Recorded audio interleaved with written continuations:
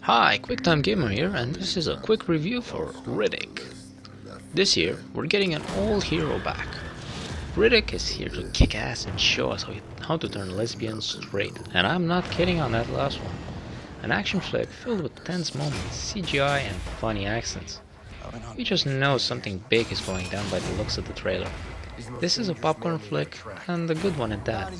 Don't overthink it and enjoy the ride. It's filled with cliches and one-dimensional characters, but it's not over-the-top cheesy and doesn't make you want to leave the theater or anything like that.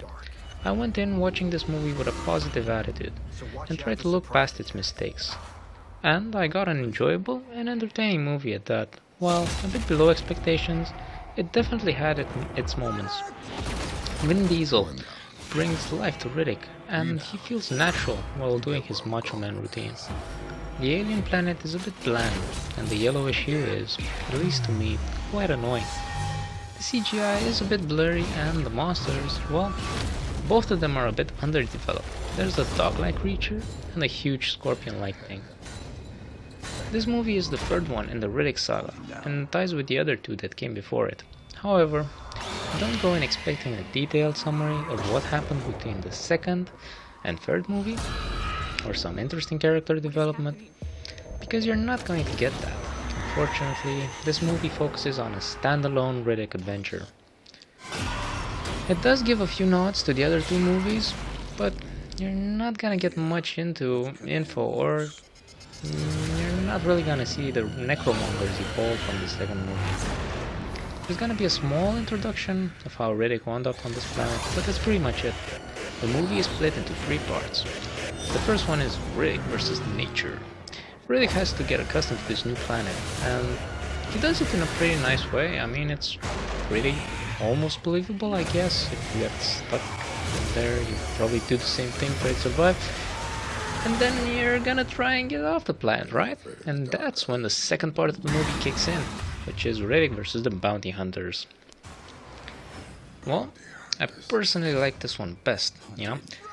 It's got a tense action between two different bounty hunter groups, and well, it's pretty weird. It's a nice twist on the old good guy versus bad guy formula, and the characters are funny, and you probably wouldn't expect them to see them in this action flick, you know? It's something you wouldn't expect. It's nice, it's a nice touch. And the finale, the third part, is pretty much Riddick versus the aliens. Sure, some bounty hunters are gonna get involved, you probably guessed that, but hey, it's gotta be Riddick, you know? He's gotta be the one-man army. The soundtrack for the movie is okay.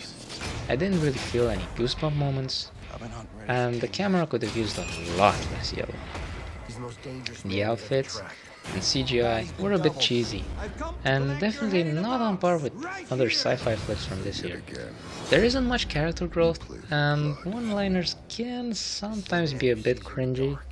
If you've got time to kill and haven't seen it, I'd say go watch this movie, or at least rent it when you're in the mood for a Macho Man in space.